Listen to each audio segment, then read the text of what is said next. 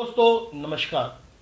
सनातन धर्म में महत्वपूर्ण 4 रात्रियों में से एक महाशिवरात्रि पर त्रयोदशी युक्त चतुर्दशी में 11 मार्च को मनाई जाएगी। इस बार फाल्गुन कृष्ण पक्ष चतुर्दशी को चतुर्ग्रही योग में गुरु, बुध, शनि एवं चंद्रमा ये सभी ग्रह मकर राशि में विराजमान रहेंगे।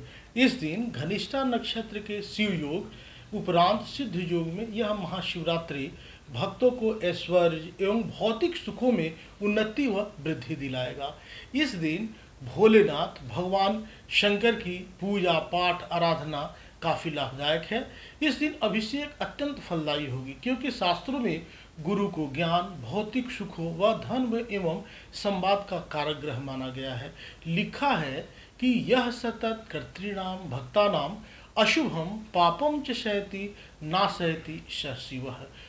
अर्थात भक्तों के किए गए पापों को नाश कर सत्कर्म को देने वाले, सत्कर्म के रास्ते पर ले जाने वाले देवों के देव महादेव हैं। शिव तो केवल भाव के भूखे हैं। अगर भावना में भक्ति समर्पण हो तो जल्द प्रसन्न हो जाते हैं। शिवरात्रि शिव और भक्ति के मिलन का एक महान पर्व है।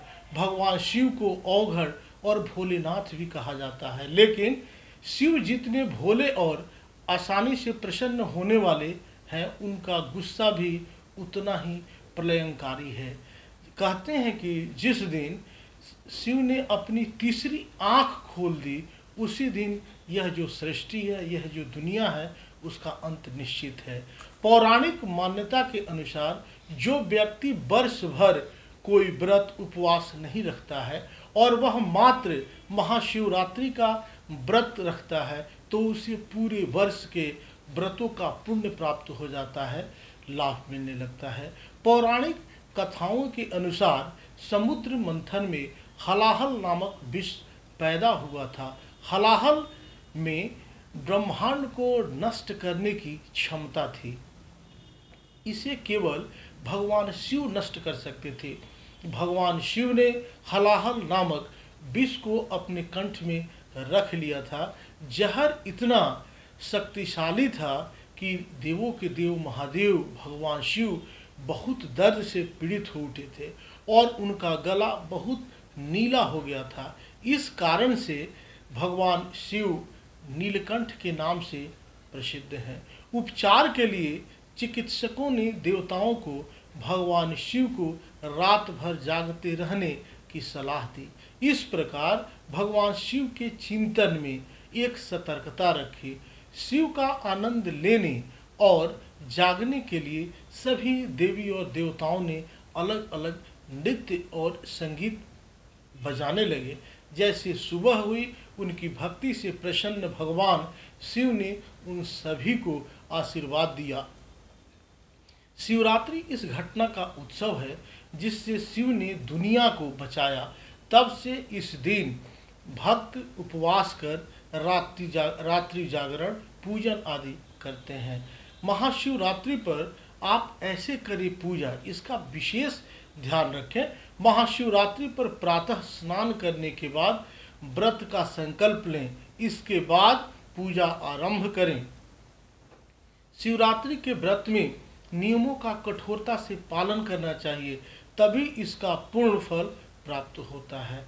इसके साथ ही महाशिवरात्रि के व्रत का पारण भी विधि पूर्वक करना चाहिए। ध्यान रखना चाहिए कि सूर्योदय और चतुर्दशी तिथि के अस्त होने के मध्य समय में ही व्रत का पारण करना चाहिए। दिन के दूसरे दिन 12 बजे के पहले, मतलब प्रातःकालीन जो है 10 बजे के पहले ही पारण कर लेना चाहिए। भगवान शिव की पूजा के बारे में मान्यता के अनुसार इस दिन भगवान की पूजा रात्रि के समय एक बार या फिर संभव हो तो 4 बार करनी चाहिए। वेदों का वचन है कि रात्रि के 4 प्रहर बताए गए हैं। इस दिन हर प्रहर में भगवान शिव की पूजा की जाती है। शिवरात्रि पर 4 प्रहर की पूजा अत्यंत फलदायी होती है। इस पूजा से सभी प्रकार की कामनाएं पूर्ण होती हैं, मनोकामनाएं पूर्ण होती हैं, अभिलषित फल की प्राप्ति होती है। महाशिवरात्रि का शास्त्रीय महत्व है कि इस दिन माता पार्वती और भगवान शिव का विवाह हुआ था। ऐसी मान्यता है कि शिव शक्ति के मिलन के इस पावन पर्व पर व्रत और पूजन करने से वैवाहिक जीवन की सभी समस्याओं का निदान होता है। इसके लिए पति और पत्नी दोनों को व्रत करके भगवान शिव और माता पार्वती की पूजा करनी चाहिए। खासकर धार्मिक मान्यताओं के अनुसार, धार्मिक धर्मावलंबियों के अनुसार महाशिवरात्रि का व्रत रखने से मनचाहे